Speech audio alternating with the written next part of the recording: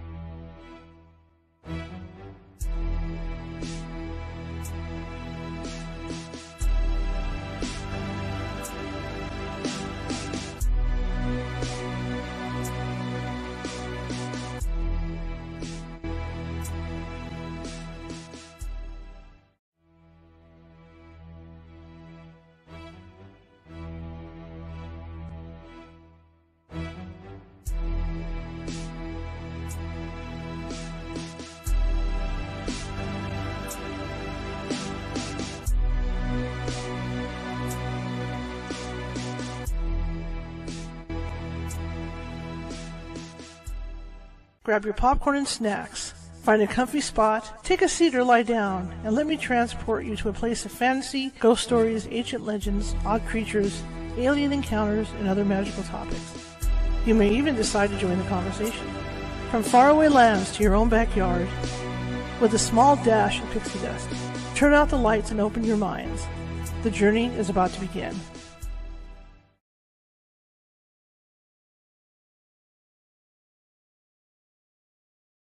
Hey everybody, good evening. Welcome to California Haunts Radio. My name is Charlotte, and I'm going to be your ghost host. Probably get sued by Disney for that. Your ghost host for the next hour or so.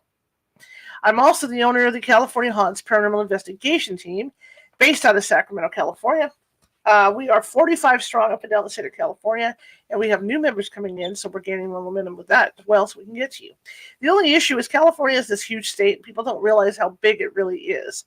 And I know when you think of California, you think of surfers and all that. It is that on our west coast. But it gets progressively colder going up north. Plus, we've got deserts, we've got high desert, we got the Sierra Nevada mountains, and all that going on. And so there's farmland, there's rural areas. So it might take us a couple days to get out to help you, but we will help you. In fact, we do have sensitives on staff who can call you and talk to you about what may or may not be going on in your home or business. And in most cases, they can settle things down until we can get out there.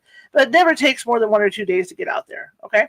All right, that being said, if you're watching from Facebook tonight, and a lot of you are, please be sure to hit that follow button if you haven't done so already. We're always open for followers. And also, because of the way the FYP works on these things, be sure to, if you like what you hear, be sure to hit a thumbs up and a heart or something like that, and to share the conversation over, in the chat room. Because what that does is Facebook sees that, the Facebook computer sees that, and it puts us up higher in the algorithms and distributes us out to more people.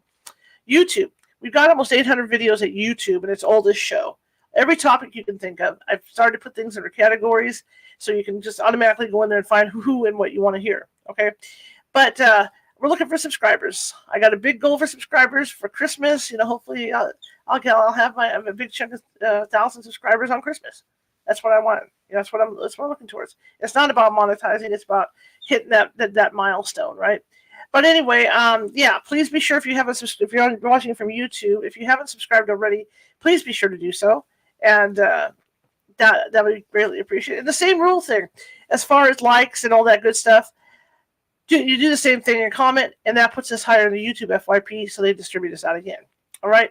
If you want to find us, you can find us on Facebook under California Haunts Radio, and Sacramento Seers, Seers, spelled like the Greek Seers, right? All right. Over at TikTok, we are California Haunts. Over at YouTube, you can either find us under California Haunts or California Haunts Radio, either one. TikTok, TikTok. Twitter, X. Formerly, Twitter, we're known as California Haunts. On Twitch, we are known as Cal Haunts. And over on Instagram, we are a Ghosty Gal, and that's all lowercase. All right, that being said, a couple of quick announcements. We're going to be changing the intro to these shows. I'm going to be doing it this week. I was hoping to have it done today. Didn't have a chance. So you're going to see a totally new intro, and I think you're going to like it. It's going to be a shorter intro, and we're 5-minute lead in. It's going to be a shorter intro. So I think you're going to like it. And we are working on Patreon. We're trying to set up a date with Nancy Matz to get that first psychic reading in, so you guys can get your 5, 10, or 15-minute psychic reading. All right. So I should have a date for that by Monday, and we can get that ball rolling. All right. That being said, let me bring our guest in, and it's an interesting story in that you hear a lot about this about what colleges, where there's some students that don't want to leave after death, or something happens, and there's a haunting, in one of the dorm rooms and things like that. And this gentleman experienced something similar, only his was a ghost boy. So it's a really famous case. I'm going to let him tell you about it. And I don't want to botch his name. I'm going to try it. I'm horrible with names. You guys know that. Christopher Cesare is with us tonight to talk about the ghost boy. So let me bring him in. Well, hello. Hello, how you doing, sir? Good, thank you. Nice to meet you. Nice to meet you. I'm excited about this. Tell us about you. Well, I am a duel-certified history and special education teacher in New York State, which I love doing. I am a dad. I'm a grandpa. I like things like that. I used to run marathons back in the day. I ran 13 marathons. Mm-hmm. Got a lot of good friends in my life right now. I like ice cream, so I think those are some good things to share. Fantastic. So you have a unique story to tell. When did all this take place, and how did you encounter the Ghost Boy? Well, it's a little bit different than that. Okay. I was the ghost boy. People called me that because I was talking with the spirit in my room. Oh, okay. Okay. And that's an odd type of thing, right? I didn't name myself that. I didn't have like the black T-shirt and cross my arm, shave my head, and make myself some kind of logo or meme. I didn't do that. But during this haunting that took place at my college back in 1985, people began to point at me and say, "Look, there's the ghost boy," because I was, Okay, that according makes to what they sense. believed, I was talking to the spirit in my room, and That makes sense. right, and it's one of the things too where when you're a teenager, you want to define yourself. You want to decide Right. what you're going to be, and when people define you, it's a tough thing. So at first, I didn't like that label, and eventually, I Right. began to realize over the years that people viewed me in that light, and it helped them to understand the situation and maybe learn a bit more. So I began to gradually accept that as a nickname, and now it's part of who I am when I speak in public. Well, yeah, I read your book. It's a great book, and that's why I wanted to bring that out to clear it up for the people that haven't read it yet. So so they know what there is. You kind of remind me of a story that somebody told me here, because I'm a ghost hunter. People know that that I'm involved with all that. And the funny thing is, my house is very active. It's been active since I was a kid, probably active before then. But I was unloading groceries one day, and I'm the only one that lives here with my dogs. And one of the neighborhood kids rolls up on a bicycle. And I said, "Can I help you?" And he looks at me and he goes, "You have ghosts. Not you ghost hunt. Right. You right. have ghosts." So it makes me wonder when I'm not here, What they're seeing, yes. Yeah, what they're seeing, lights turning on and off or what. So that's kind of like them calling you the ghost boy. That's what that reminded me of, because I was taken aback because it never occurred to me that there would be things, going on when I'm not here, but apparently there are. Right. And you never quite know how people view you. You don't know how people actually, you'll talk to people on the street or in the store, things like that. Right. But you're not quite sure what they think until, you find out later on, sometimes good and sometimes bad. I had a interesting situation because I didn't necessarily like the paranormal. I didn't pursue it. I didn't do Ouija Mm-hmm. boards. I didn't read books on these things. It just happened that when I got to college, my friend Jeff, who lived next door to me in Erie Hall, it was Mm-hmm. named Erie after Lake Erie, but it sounds like scary Erie with two, right? Mm-hmm. And he mentioned to me that these two demonologists were coming into town to the college to speak. Their names were Ed and Lorraine Warren. Wow. And I know I saw some of your shows, some of your guests have spoken about them pro Yes. and con. Yeah.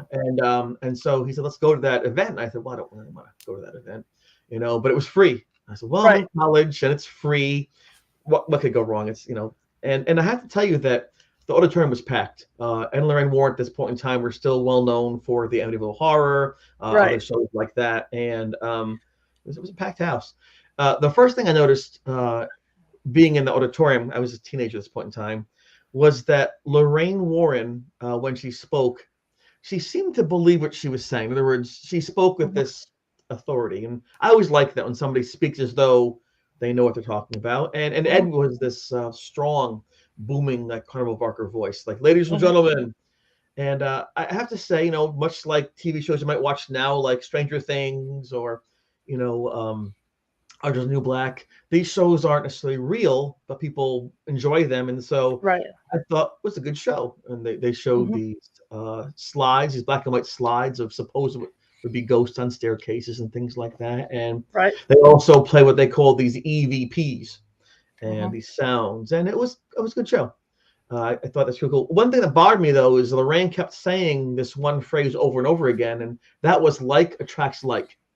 And I thought, no, it doesn't. Take magnets. The like poles repel. It makes no sense at all. And so that was kind of weird for me to think about. But she was talking more about personality and spirit, and I didn't quite understand that yet. Well, at the end of this presentation, we got to go up and say hello to Ed and Lorraine. And when I got to the stage, she looked at me and she said, "I won't shake your hand."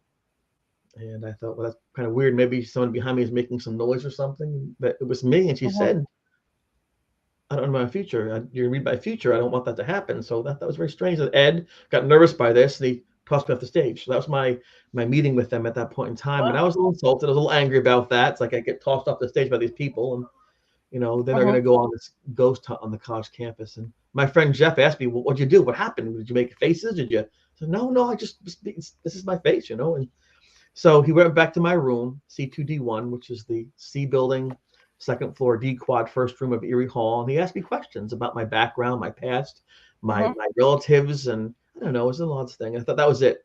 However, about 11 days later, I was in my room and I began to hear this whispering voice call my name, Chris. And that's when things got a little strange. And I thought maybe it was a practical joke. But, kids are doing that in the hallway and things. And so I got some headphones, put stereo on, and I played I Can Drive 55, Sammy Hagar, the Red Rock. Remember, so I'm playing the song, and again, over the headphones, over the music, I hear again, Chris. At that point in time, I realized something is very strange. That's what began for me. When you talk about Lorraine Warren's reaction, I remember one of my first things that I wasn't a ghost hunter until after, a while, even though I had stuff going on in my house, because you kind of push it aside. And I remember the first time I went in with a ghost team over at the Woodland Opera House because I was a newspaper reporter at the time to do a Halloween story. And one of the psychics walked over and said, "You're sensitive, aren't you?" And I went, "What does that mean?" Because you don't know. There's 5 people turning to face you, and you're like, "Is that all right?" So you have that reaction. I learned later what was going on with that, but at that point, I had no idea that's what it was. The other thing you talked about, like when you went to college, when I started 18 years ago with this team, I remember having if I was filming a commercial thing or something, I would have to go down to City Hall and tell them that we were filming. Right. And I remember how awkward it was because back then, people weren't into this stuff. Right. More popular now. Yeah, that's what you reminded me. When you were talking about that, because that's true. People don't realize it. And it's funny you said that because one of the first things that Jeff asked me back in the room was, "Are you sensitive?" And I said to him, "Of course I am. My feelings are hurt. Of course I get thrown off the stage." But he didn't mean that. He meant, again, that this spiritual sense. So it's kind of funny how if you're not actually involved in this field of this paranormal research, the word sensitive means something different than it would mean if you're somebody who's trying to interact with spirits. So it's kind of funny how there's a jargon associated with most things, and this is the same thing included. Absolutely. So you heard the whispers. Did it gradually progress to seeing an apparition, or how did that work? Yeah, that's exactly what happened. The following evening, my roommate, his name was Paul, he began to see shadows above him, and he couldn't concentrate, and he thought maybe I was making these shadows. And I said, "Dude, I'm across the room 12 feet. I can't make those shadows. What are you talking about?"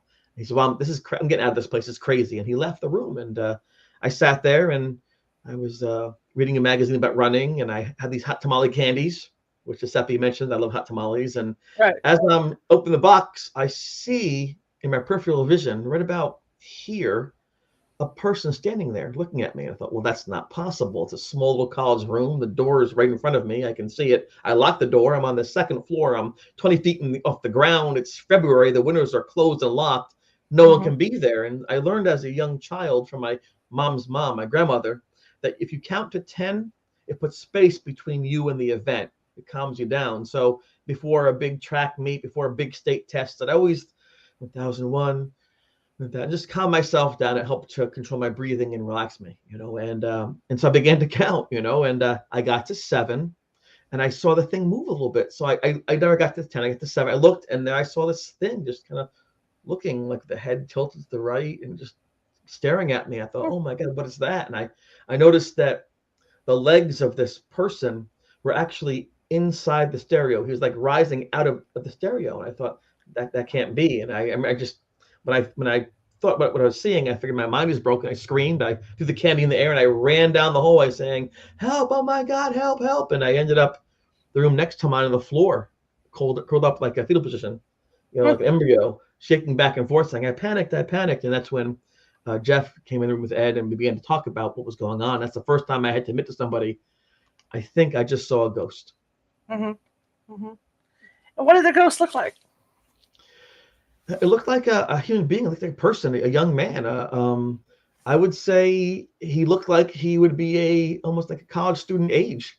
Had like about like a moosey kind of brown hair, very pale, very pale. The mouth was ajar a little bit. The eyes looked like they were like almost gray, like almost like pinpoints. Very, very strange things. It was wearing some type of blue clothing with looked like yellow stripes on it, and the pants that I saw looked like they were like some kind of rough leather. I couldn't recognize when I was asked what clothing it was. I couldn't say what it was. I knew it Right. was clothing, but I didn't recognize that style or brand. I said, I don't know. Maybe it's a polo shirt. Maybe I don't know what it is. I can't tell. Sure. No, I can understand that. I mean, it's hard, just like the experiences I've had with even my psychic team when we've been on site with people saying, "Well, how's this little boy in my house dressed?" And psychic would describe that. And she goes, "No, I don't think that's not what that's not what my impression was." Well, we're not aficionados. We're not fashionistas to know this stuff. So yes. yeah. So For sure, some kind. Yeah. yeah. So With I that thing in my understand. room, I'll wear the clothes later. I understand where you're coming from with that. Right. So, because the second you see something, you're going to see more and more and more. I mean, that's just the way it usually works. Right. So how did that progression go? Well, you're right. I saw that. I didn't want to tell anybody. I thought it'd be embarrassing if I told people. They think maybe I'm doing drugs, and I don't want to think that. Maybe I was losing my mind. I don't think that. And I was on a running scholarship. I had to be careful of that. My parents had raised me to go to school. My mom left college to have me, give everything to have me. So I felt it was up to me to stay in college and do well and respect my parents' effort and investment in me. So I didn't want to leave, but it was so scary. What began to happen is I asked my friend Jeff, who's next door, can you please write down what's happening, what I'm seeing?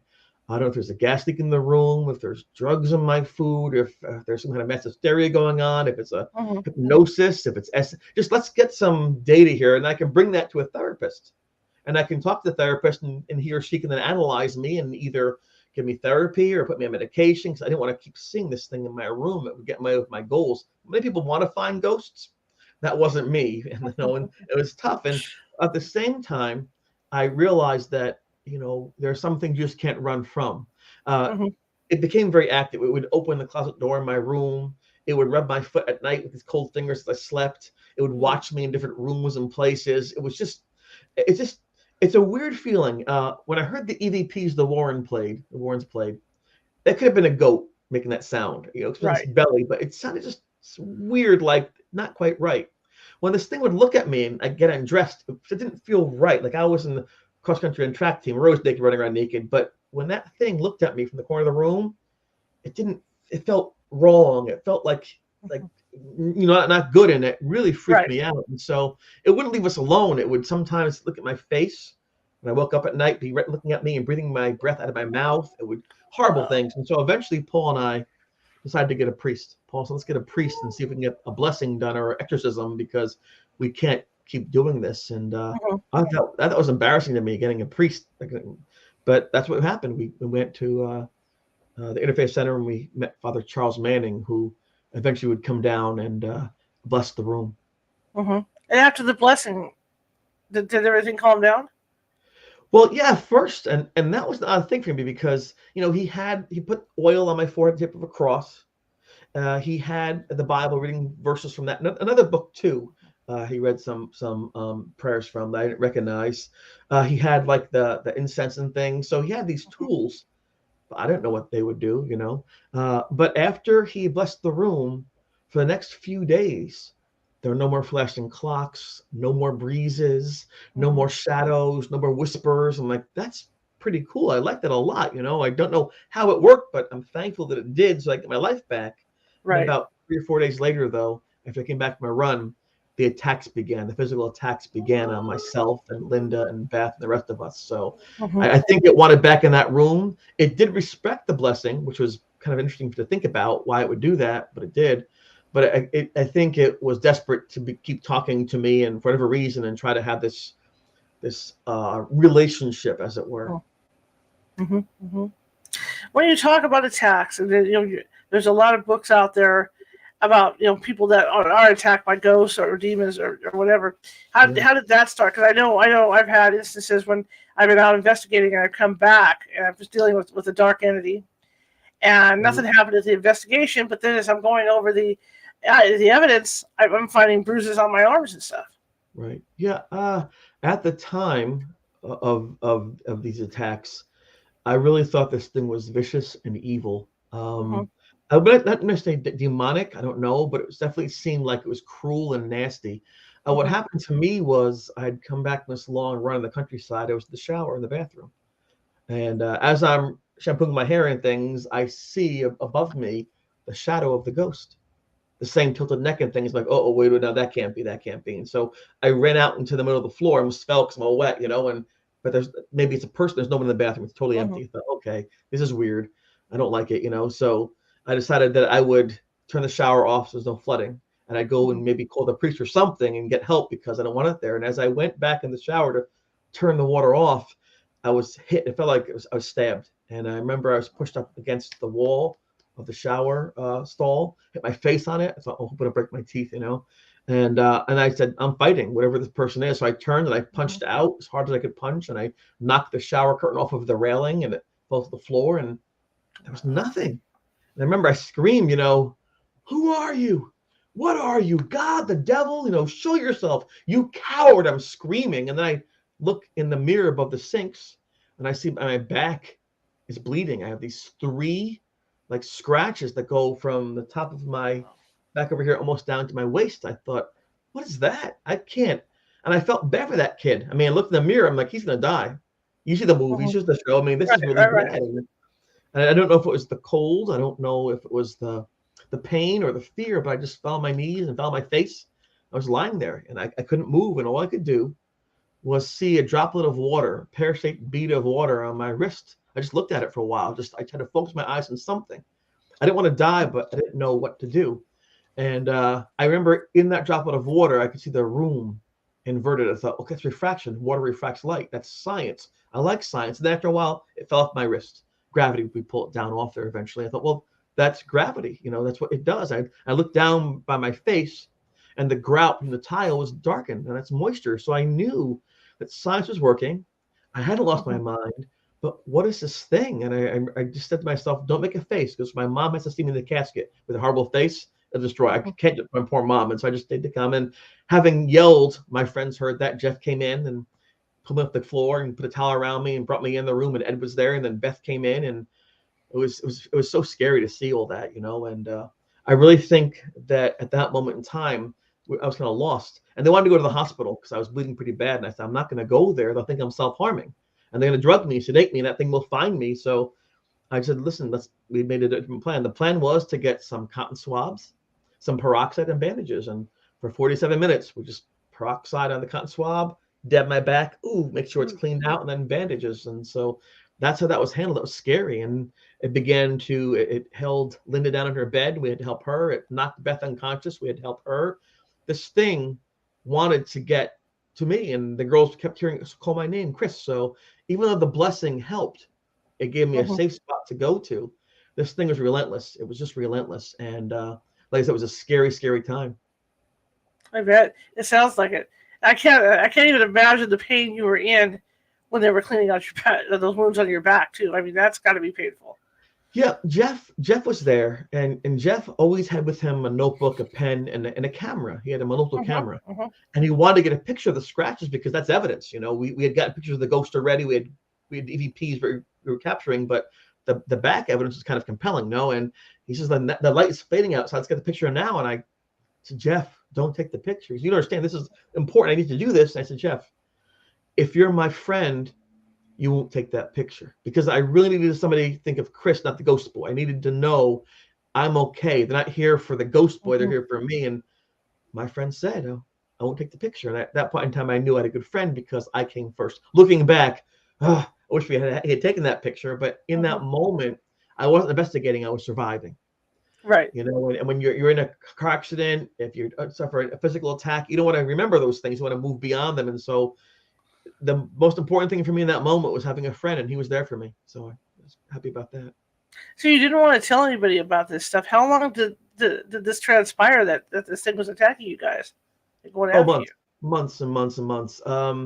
Eventually, it couldn't be contained. Once the photographs came out of this ghost with the skeleton in my room and things like that, and Mhm. once the photographs of me in the room with my shirt blowing back and paper moving and things, those are undeniable evidences. This is before Photoshop was a thing, and we have the negatives to show that. And so and obviously Jeff's going to share with people and say, look what we have. This is amazing. Get their ideas and things. So it's just a matter of time once the evidence was there that people began talking about the Ghost Boy. Of course, like any other urban legend, the stories were dramatized. Oh, Chris is in his room at night calling ghosts from beyond and he's controlling them. And there's nothing like that. I would throw things and run. But sometimes the public relations of people doing the telephone tag just really take off from what the reality is. But it wasn't kept secret for a long time. And people had different reactions. Some people would say, dude, I'm out. I'm not part of this. Other people would say, this is incredible. Tell me more. Others would say that I'd sinned and I'm being punished for my past sins and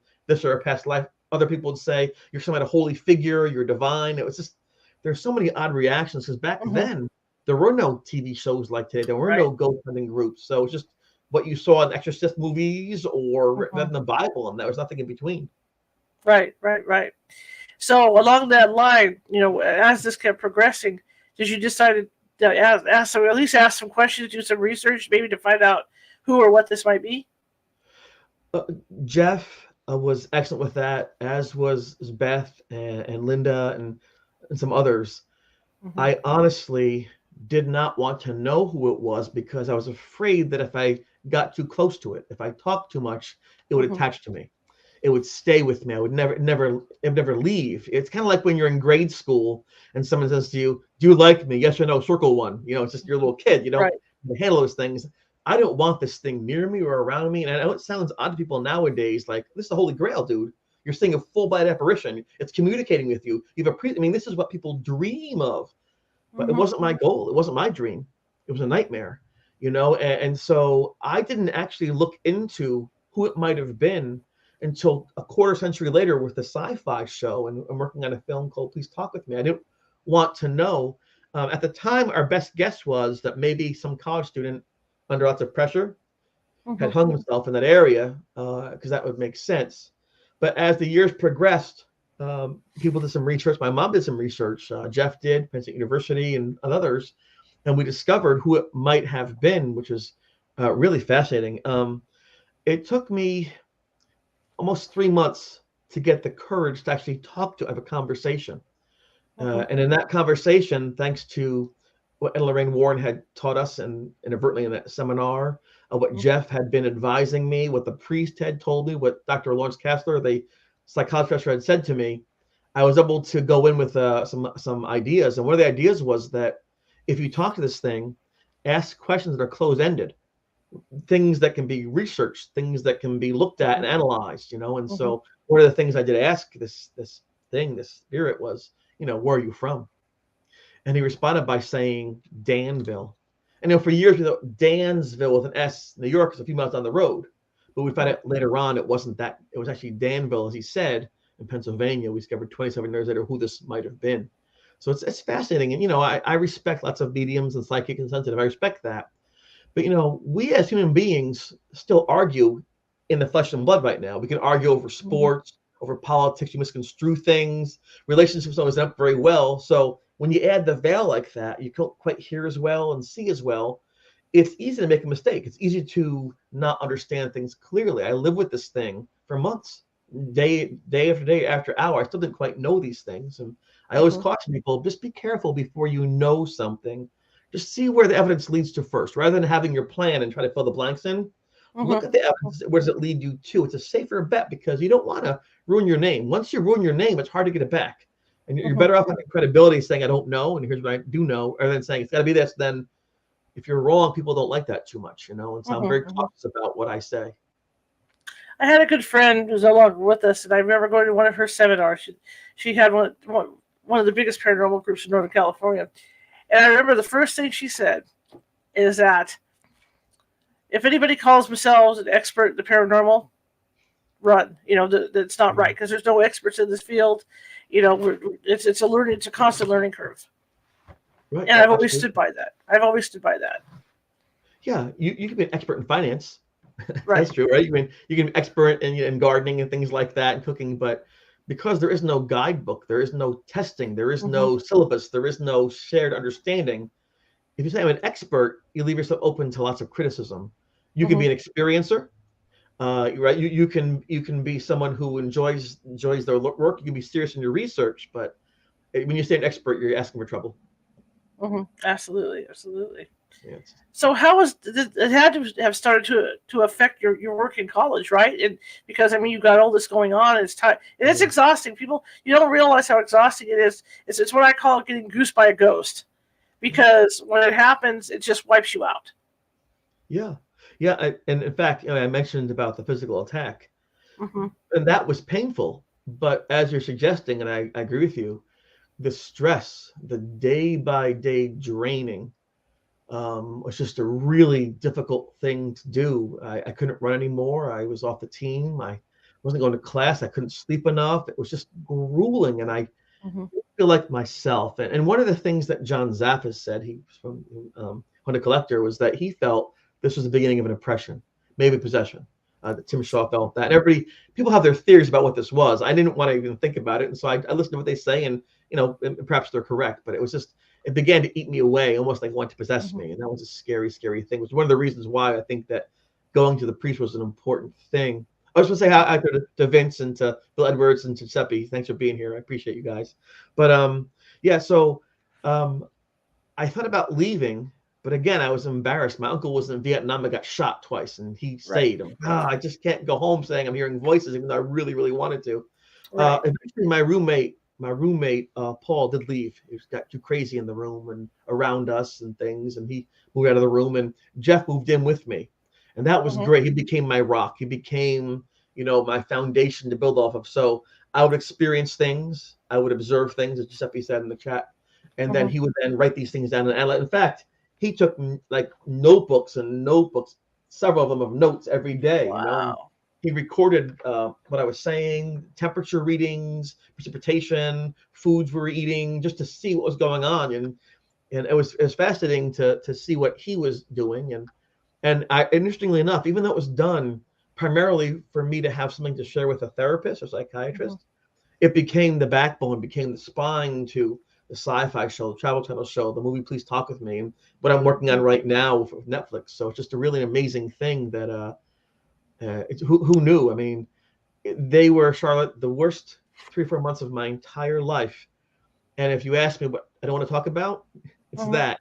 And ironically, they wants to know what this is about. And so it's one of those things where I can be selfish and say I'm not doing it, but I've noticed people really seem to care about what I'm Mm-hmm. going to do. They really want to know what this is about, because the one thing in common, whether we're in a blue state or a red state or purple state, we're going to pass. We're all going to a point and die, no matter who we are, and Mm-hmm. we have that in common. The question is what happens then. And so I think people want to hear about some of these things. And because I didn't want it to happen, I didn't like it, adds my credibility to it. I was trying to prove anything. I was trying to disprove Sure. it. I couldn't do it. Mm-hmm. Mm-hmm. Did you eventually tell somebody at the school what was going on? I was afraid to get kicked out.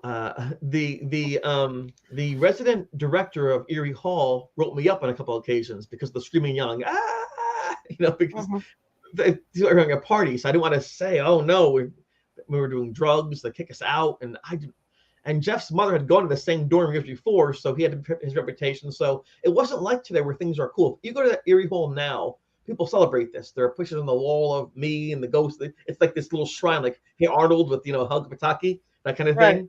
Now it's cool, that's on Syfy. But back in the day, no, it was just taboo to even say those things. So, and when he left Erie Hall in the middle of May that year, I never wanted to go back. I never did go back to that dorm for another quarter century until I was invited back to speak in a very Mm-hmm. different situation. So, and I really think that I worked hard to put that ghost to rest, and I really think I worked hard to understand what it's going through. But I mean, how do you truly know?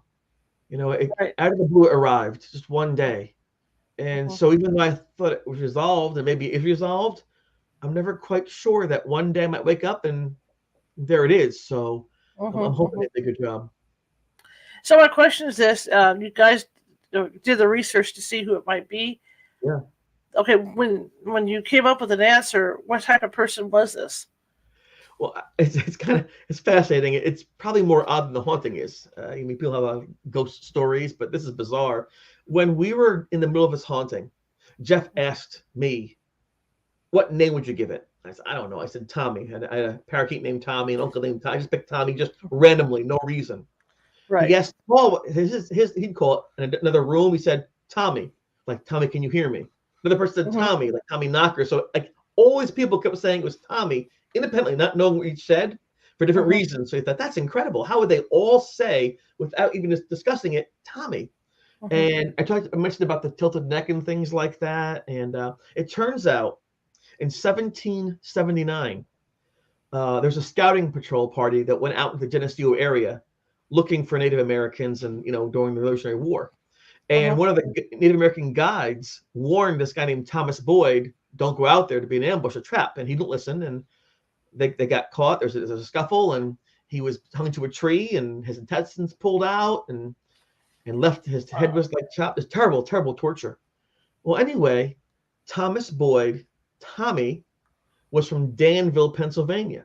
So we found out 27 years later that this Thomas, the head from Danville, that was probably who it was. And then my mother discovered that on her side, the Hubley side, that Bernard and Adam Hubley, going back to 1779, found Thomas Boyd's body and gave him a proper burial. So we found out 27 years later that my ancestors, found his body, also in Pennsylvania. I thought, oh my gosh. So Thomas Boyd, Danville, the tree, all these connections, and I realized, I talked to him a little bit at the very end. I don't think it was evil. I don't think it was vicious. I think it was desperate. I think it had waited for all these hundreds of years, and then finally someone sees him, someone can hear him, someone that he knows through the family line. And I think that when I had the room blessed, what are you doing? No, stop. And one of the interesting things was he died because he was captured. He couldn't run that fast, and I was a nasty ranked runner. I used to tell my friends, he's looking at my legs. It's weird. He looks at my legs. It's weird. If he had my legs, that's what happens. He doesn't get caught. He lives. So it all began to hook together piece by piece almost 30 years later, which is really an amazing thing. Now, after you left the dorm, were there any more reports of him, or did those go away when you left? Well, I can tell you what I do know. When I went back 25 years later, I did ask the dorm resident advisor. I asked some of the students who live there, and no one had heard or seen anything, and so I was very happy about that. In fact, they actually put us in that room, Jeff and I, had to sleep before we spoke, and so that was freaky, but we didn't say anything. So I think, knock on wood or anything I want to knock on, that I think that when I did speak to it and I asked to find rest, I think that it did. I'm hoping. Listen, when I saw that person's face, it was just so sad. I never saw anybody that sad before in my life, and I wanted to strike it. I wanted to hit it. I wanted to hate it, and I just couldn't do it. Because I just wonder, like you say, there's a connection to your family with that maybe he's been with you for a long time, and maybe by meeting Lorraine Warren like you did, it opened up your abilities. I think that's a fair statement, especially the second part, because meeting Ed and Lorraine, it wasn't planned. I didn't want to do it. Just last second, it was free. But when they're saying these things, I did listen to their words. I consider what they were saying, and even some of the prayers they had. And so those things actually helped me to get through this. And you're probably right, because once you're exposed to a new idea, then you can think that way. So if you're doing addition and subtraction, that's all you know. If they teach you multiplication, now you can do it. Before you couldn't do it, so you're exposed to that. So I think maybe my mind was opened up to consider that. And I think because he was killed in a tree that I ran past almost every single day across country, not knowing, I think that created the opportunity where, he's sensitive now. That Jeff was asking about that question. So that's probably what happened. It's interesting because even though I had this experience happen to me, I'm not an expert. I know my own situation. I know my experience. I don't know if it's a common thing, if my experience is what normally happens or not, but I can share what I learned from it and how I survived it. Absolutely. You say you lived this with this for a few months. Now, when you would leave the dorm to go home for vacations, did you have any problems at home? I only went home one time. I didn't have a car. This college was 5 hours from my home. Okay. And so I went home for my birthday party in the middle of March. And my father was a principal, Mm-hmm. straight-laced, a disciplinarian, very intelligent, Immanuel Kant, empiricism, your five senses. He was not a ghost person, and Mm-hmm. my mom was more invested in me being a good person and not ghost either. It's just there, we had Jesus over here and Casper over here, it's like, and nothing in between was the concept. But I did say to them the last day I was there, I'm like, oh, just sitting down, failing my classes, not running, and there's a ghost in my room. They'd be like, ha ha ha, funny. I mean, they didn't believe me. They thought I was just being silly. So I said it at least, but no one took me seriously until the week I got back. Then horrible things started to happen with all the attacks and things. And I called my father and said, Dad, listen, I know what this is, but it's real. Whatever this is, it's happening. I need your help. And I didn't want to ask for his help, but he's my dad, and he drove up to see what's going on. And so that was, we might argue with our parents, we might disagree with our parents, Mm-hmm. but the fact that my dad dropped everything and came up to help me, regardless Mm-hmm. what was going on, was it a cult, was it drug use, was it spectacular? He didn't know, but he took the time to drive up real quick and see if I was okay. And I'll never forget that because that's a lot of work to do, a lot of investment in me. So he spent the night. He saw some strange things. He didn't tell me. He just left in the morning saying, change your room. I wouldn't find out until another year, 20 years later, but he saw. But I like the fact that he cared enough about his son to check on Mm-hmm. him. And so Absolutely. I take that as a high compliment as far as, how he views me. This experience that you had, that obviously you're going to be carrying it for your whole life, no matter what. And it's Yes. hard because, like, you see TV shows, and we do the same thing with our clients. Hey, now that we've got this out of your house, try not to think about it because you might draw it back in, et cetera, et cetera. But it's hard to not think about it. It's hard to Yeah. not have that in your head. Did it make you leery when you went to other places to stay, like even hotels and stuff? Yeah. I don't think a person cannot think about trauma. I Mm-hmm. remember when I was a youngster, I was maybe like 15. I ran a half marathon in Middletown, New York, 13 miles. Mm-hmm. And it was a race to raise funds for homeless veterans. At this point in time, the Vietnam War was coming to an end, and people had PTSD and living in the streets. It was a sad thing to see, regardless of how you thought about the war. When the soldiers came back like that, you think, that's terrible. And Mm-hmm. so it was a fundraiser for them. And so they lined us up at the starting line, and they had a starter pistol. And your mark it set, bang, and they dropped to the ground. They screamed because Wow. they had been in the war, like boom, like Mm-hmm. wow. And I saw, like, they didn't want to think about it, but they're just boom. And I think that trauma, it carves grooves in your brain. It creates Mm-hmm. a new way of thinking that's very strong because you want to survive the trauma. So if someone says don't think about it, that means one thing: they haven't experienced it. Because you're Sure. gonna think about it when the wind howls, when the lights go down, when you're Mm-hmm. scared, when you're cold. It's just what happens as you're a human being. You can compartmentalize it a little bit at a time, but listen, it has been 38 years, and I still Mm-hmm. sleep with the sheets over my head. I still sleep with Okay. with light on. I can't be in Sure. myself in a room because, and it's not logical. Nothing has Mm-hmm. happened like that in 38 years. Mm-hmm. But I'm so traumatized by that moment. And so yes, and I try to talk about it, but it always, once you're opened up, you're opened up. And I remember we went to Virginia Beach for our summer vacation not long after that, and we went to Colonial Williamsburg, and we're in this big room. My mom said, "Let's take a picture of you." And by this big room, this big fireplace, and I stood there, and as I'm posing for the picture, cheese for your mom, I Right. hear the clock go boom, boom 3 times. I'm like, what the? Then I see a woman run past me screaming on fire. Ah! I'm like, what is that? So the picture, I'm like, right? So what happened? I'm like, they didn't say anything. We sent the pictures away like you did back in the day. It came back the following month, and there I am, and there's a clock, a white clock face by my head at 3 o'clock.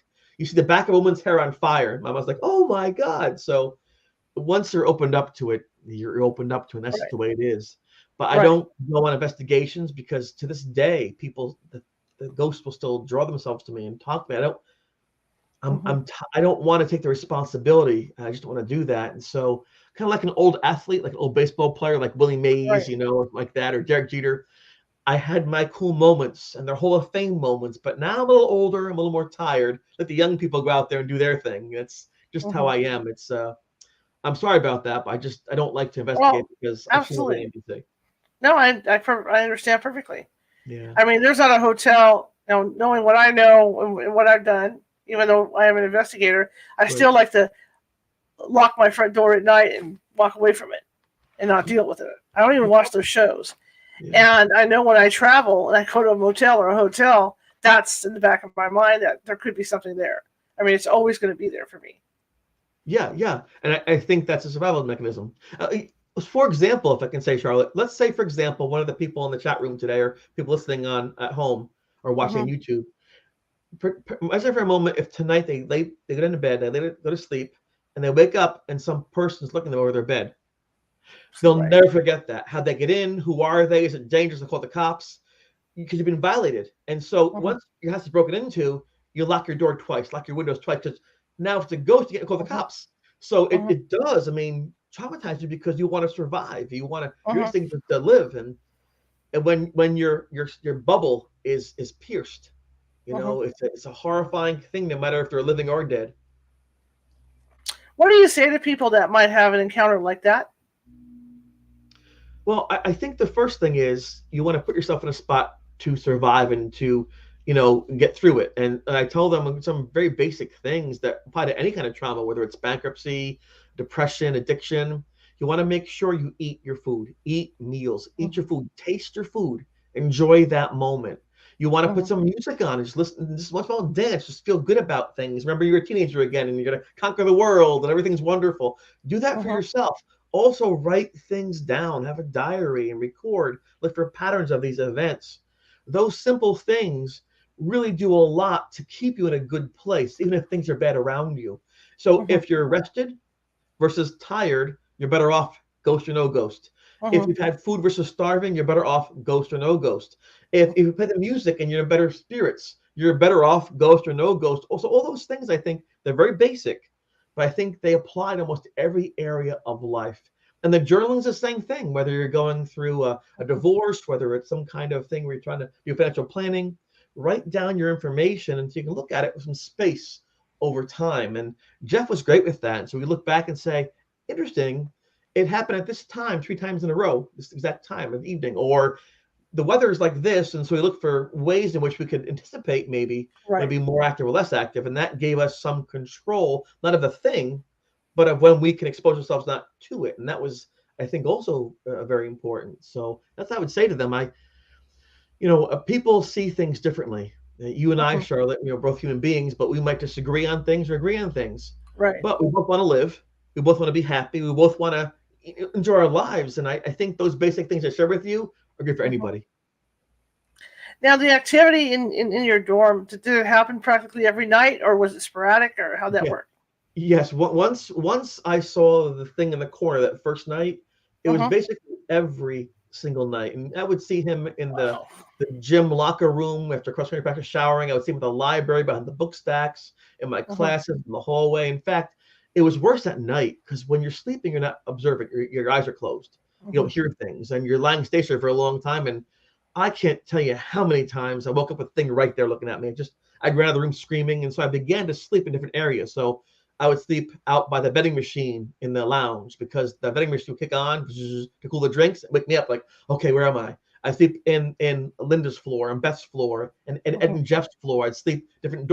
I'd move from night to night to slow it down, had to find me.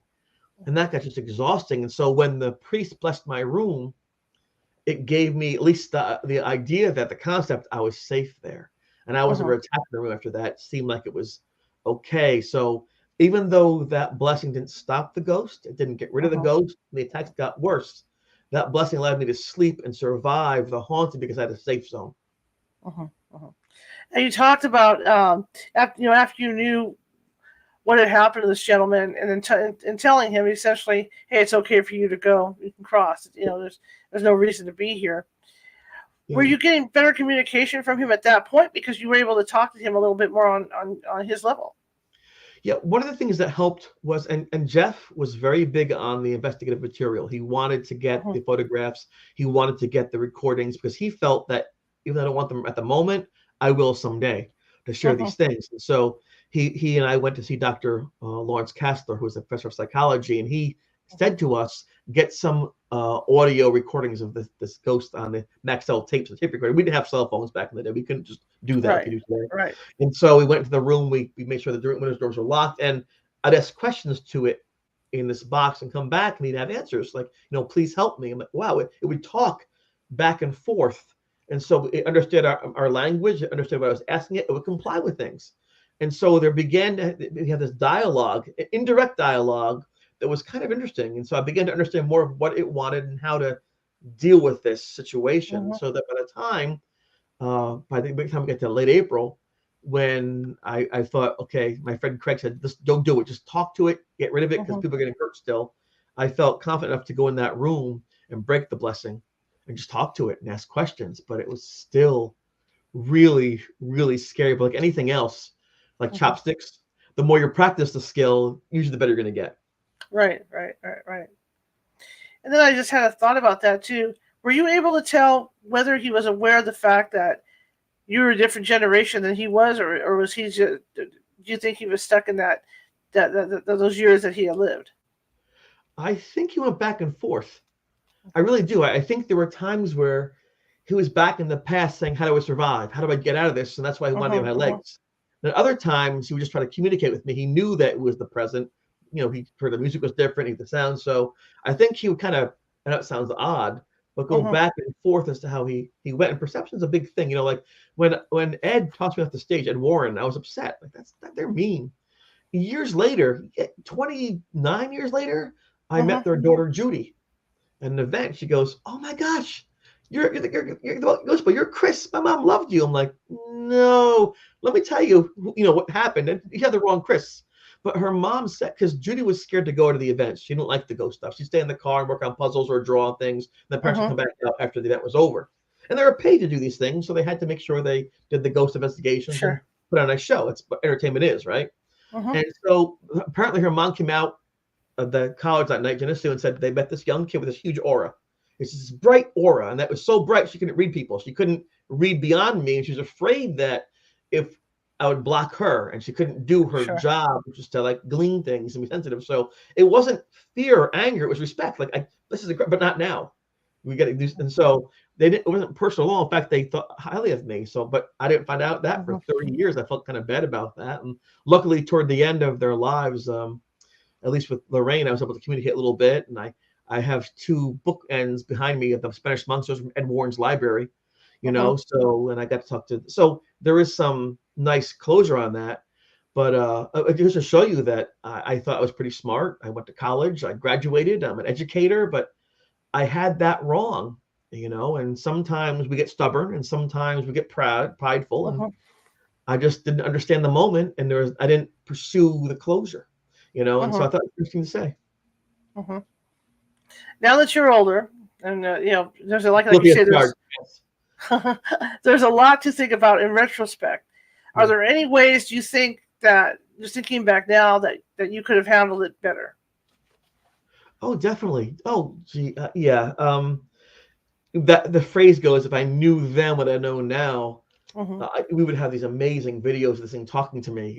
It'd be incredible. But at the same time, because Jeff had to think like 6 negatives left on his film camera. We'd be very careful. We had to be careful what we took pictures of, because there was no Facebook or TikTok or anything like that. There's no feedback, so we were just very quiet in our room studying library books and Colin Wilson, things like that, the occult, looking at different evidence. So it actually afforded us a quiet place to study objectively and not have to be influenced by people or put things out there for studying things. So negative is that we had less technology, but the positive thing is that we were forced to understand at a slow pace, which made us think and not just jump to conclusions.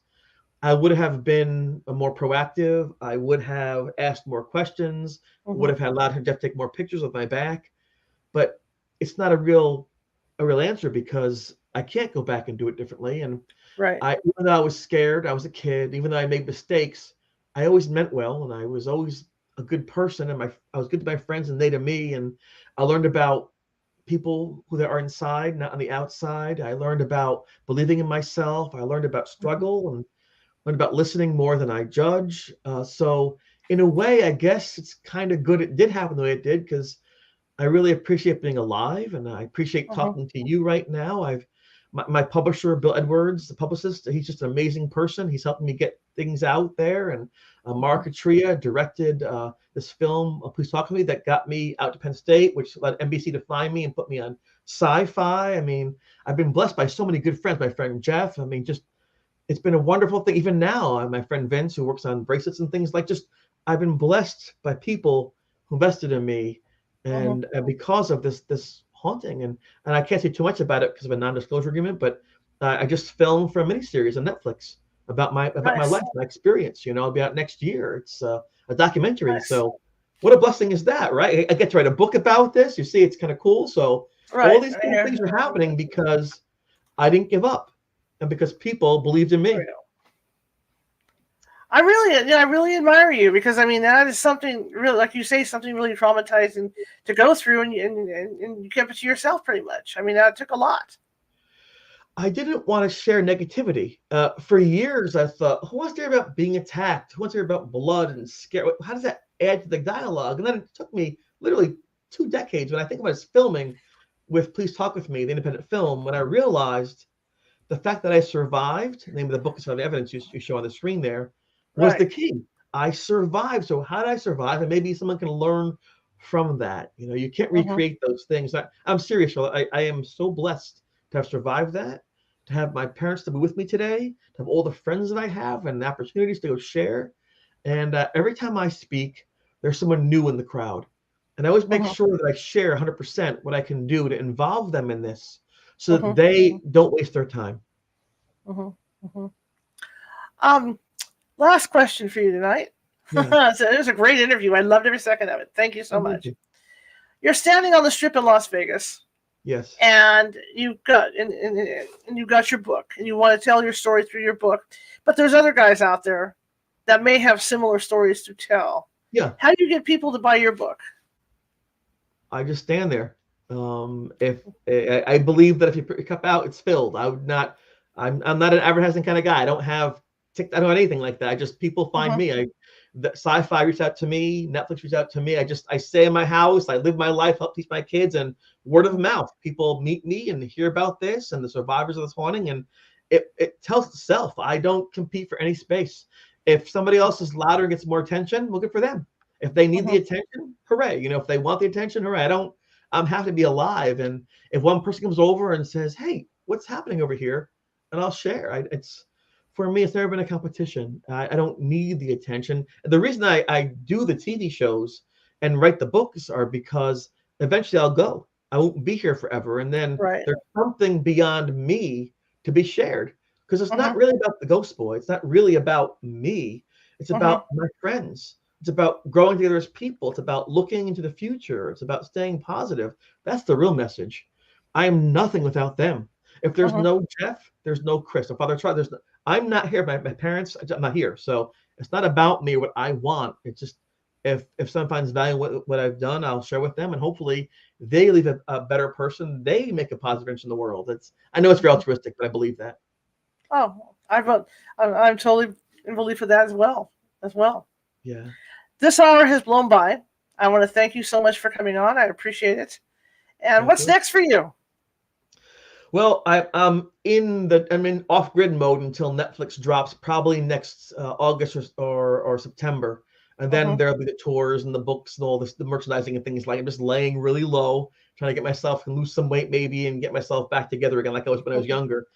People want to go to CITA, There's Mm-hmm. information there about what's happening in the future. Mm-hmm. I'm on Facebook. You said it very close, Christy Cesare. Okay. I'm there and just say hello to me. I like talking to people and seeing things. I'm not very good with technology, but I try my best. And Sure. I'm looking forward to seeing my granddaughter for the holidays, and that's going to really make me happy. And where can people get your book? Oh, well, they can't. Right now, they can't. Okay. Everything's Okay. off the shelves. Everything's out of print right now because Okay. this book right here, which is edited Mm-hmm. by New York Times, is going to be the final version of everything. And so that'll be Okay. out as soon as So I can't put Netflix there. Gonna hide that. Say as soon as the show drops, then I can hit the ground running, and they'll be able to get everything they want from me, and I'll be making appearances and things. So I'm a little older now. I have to kind of pace myself. I'm not 20 anymore, but again, in the meantime, while I'm off the grid right now, they can reach out to me seriously on Instagram, Right. on Facebook, and through cdadventures.com, Okay. or shows like yours. You reached out to me, and you're very polite, and I watch your shows. They're amazing shows. I said, yeah, I want to do Thank that. you. And Thank you very so much. I'm here, and I watched your David Oman show. A bunch of your shows I watched, and they're very good. And I think what you're doing, if I can say, is a great thing. You allow people to experience ideas, to open their minds, and you bring in guests who can do that. And you do this basically on your own dime. I mean, this is your love. This is what you do, and you make a positive difference. I'm very proud of what you do. Thank you very much. And again, I'm honestly being honest with you. I admire you going through that and surviving it like you did, and you're well adjusted for the most, other than maybe the PTSD that goes on, off and on. I mean, I sleep with the light on. Okay, I mean, here I'm a ghost hunter. I sleep with the lights on because I hear whispers in here, and there's things going on here. So, yeah, I do the same stuff. So I understand where you're coming from. All right, well, thank you. Maybe we can catch up when your Netflix show comes out. Absolutely, I'd love to come back on. All right, that's great. You have a good rest of your evening, sir. Thank you. Have a good night. Bye, everybody. Good night. All right, I was so eager to talk to him and his story. I have read about that. I read his book, and I have read about his stuff in the past, seen him on TV. So there's a treat for me to have him on. Tomorrow, we're kind of shifting gears. Medium Nancy Matz is out because she's had some eye work done. She'll be out this week and next week. However, we have a fill-in for her tomorrow, and that is medium Karen Clark, who's been on my paranormal team for at least 10 or 11 years. So she's going to be filling in. So she's going to be talking about dream interpretation. So it should be an interesting show tomorrow. All right, that being said, if you like the show, share it with 5 people. If you despise my show, that's fine too. We're just trying to get the word out. So share it with your enemies, because I'm just trying to get the word out, keep those numbers going, and hit some numbers goals. So I'd really appreciate, a nice word here and there, and or a negative word, but any publicity is good publicity, is what they say.